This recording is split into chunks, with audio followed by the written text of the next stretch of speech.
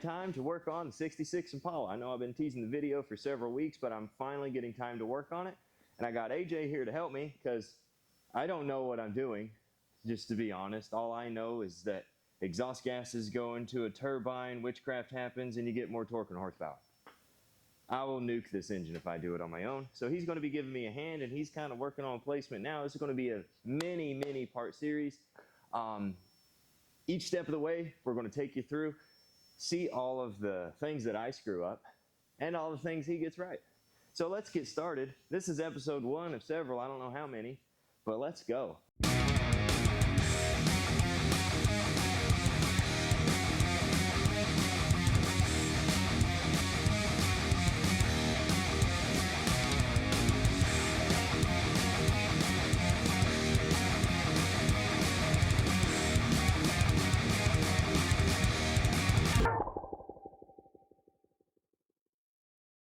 I need that bracket on there so I can verify some clearances. So one of the first things that I'm doing here is we're trying to figure out where our turbo is actually going to be located and where it's going to go. We're figuring that we're going to have to move the radiator forward about 2.5 to 3 inches. That way we get our intercooler where we need it to be. And I'm using like a factory style bracket assembly. I didn't want to. I only wanted to run an alternator. Well, I'm too stupid to figure out what type of aftermarket alternator bracket I need for a low mount. After trying several, I said, screw it, we are just going to use factory bracketry. So that means I'm going to have power steering and all of that jazz too. I may or may not hook it up, we'll see. But the first thing that I'm going to do is I'm going to chop up this guy, because this is the idler pulley and the tensioner pulley, and this is where an AC compressor would go. That's going to go A-way. I'm going to cut that sucker off, bolt this up, because we're going to utilize this bracket as a support bracket for our turbine housing. Or not turbine housing, our turbo assembly itself. So let me go chop this up. You know, doing this whole YouTube thing, I get asked quite often, Rob, why don't you own a trailer? Why do you keep renting trailers? Well, I'll tell you why. Because me, as busy as I am, I'm going to forget to grease the axles, to charge the battery, to change a tire if it's got a knot on it, because I ain't going to be paying attention. And if one of these straps break, guess what? I ain't got to worry about it.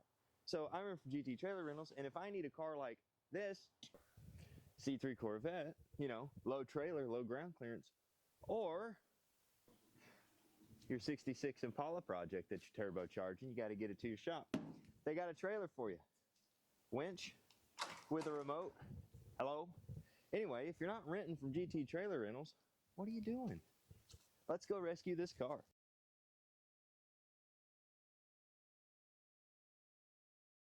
Alright, so what I've done so far is I've cut this part off of this accessory bracket. Now what I'm going to do is I'm going to trim up the inside here so I can get a longer bolt inside here without having to go through this vacant space. Our turbo bracket will go here and here, be nice and solid. Trim this out to where I can get the proper length bolt on. Don't forget safety squints.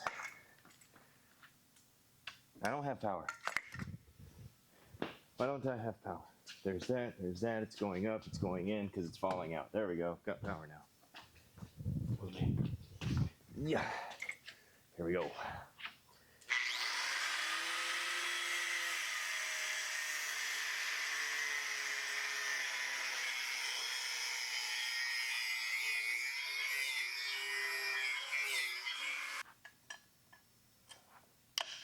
Oh, Yeah, shades a little bit, but Yeah, this is just for mounting purposes, and then we'll make it nice, pretty, and square later. Perfection. Where's my other bolt? Done lost it. Here we go. All right, back up to the car. Now, I would love to have this done before February 1st. For those of you that don't know, February 1st is the beginning of Sickweek, if I'm not mistaken. I'm pretty sure it is. Backup plan is the Suburban, obviously. But, man, would that be cool. Trial run, Sickweek. slowly. Now, like I said, I ain't got a clue what I'm doing. He's really the brains of the operation. I just own the car. Never done it before. I am running an electric water pump, dual electric fans, and a big old radiator though that we're going to have to move closer to the engine. There we go. And that is a 70 millimeter turbo. Technically 69 point something. Now mind you, you may have noticed that the engine is scooted pretty far back in comparison to where it normally would ride. I wanted the motor as far back as possible, you know, so we can fit all of this in properly.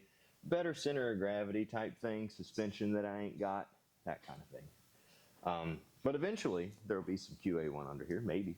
I don't know. Depends on how far we get later on down the road. For now, I know it's just going to be running on stockies. So yeah, engine placement's been further back. We got to modify the transmission mount, and I did go pick up and I dropped off my drive shaft to Rainey's Truck Center here in Ocala. They shortened it up about 4 inches, I want to say. Put it back together. I couldn't even tell that they did it. They are absolutely amazing. Put the drive shaft in. So now I know everything is centered. It's linear. It's congruent on both sides is what I'm saying. And we got to modify the trans mount, get that mounted solid, and then I got to pull all of this out. Why? Because it doesn't have a flywheel or a clutch in it. Yep. If you don't do things twice, what are you doing?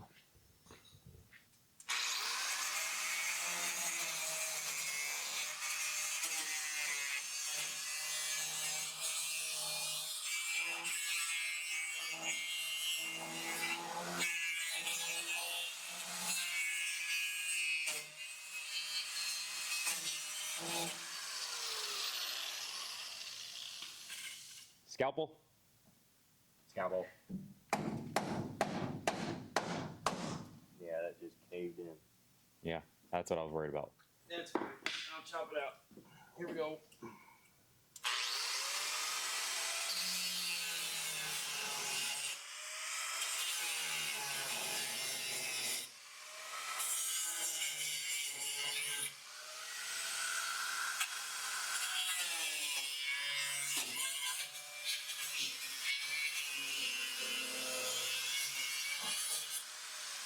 And don't worry, everything's covered up. Now this is what used to be like a core support body mount type thing that has been eaten away. Because some of the story on this car is the original owner just left it parked in a carport, an open carport, and the passenger side of this car was towards the yard. So all of that moisture over the years just ate the passenger side away. And we'll be reinforcing this with a piece of 1/4 inch steel, so it'll be fine. Perfection. That wasn't coming out anyway. Mint. I told you that was. I told you that bolt wasn't coming. Body mount extracted. To explain what we're doing here is for where we're moving the radiator in towards the motor a little bit, we're building a whole new bracket system right here to come up and hold the rad so the intercooler can slide out just a little bit more. We're going to take some of this rot out of the core support. Our cold side is going to come right in there, go into the intercooler, come out over here up to that. That's the plan. Yep. Moving on. Okay. Now if that's out, we can come back in here with some 1/4 steel. Done. Fab that up. We're in good shape. All right, just to catch you up, what we got going on here is, as you can see, the rad is spaced away from the core support exactly 2 inches. We got some aluminum 2-inch tubing here to give us our distance, and what we're going to do is we are going to, you know, that piece of steel I just cut out of the frame, we're going to remake that, and then we're going to come in here with a piece like this, go down on the bottom. I know you can't see it. Our angle's going to come into the side here and go over to the this piece here is going to go over to the, this is going to be on the rad, just like this right here, and another piece of this coming from the frame over to give us our lower support arms for our, or lower mounting points for our radiator. and I'm going to cut some spacers, 2-inch spacers, to go from the rad to the core support. That way we have the room for the intercooler. Yes, sir. So there's a catch up. I'll bring it back once we got all this fabbed up and show you exactly what it is I'm talking about.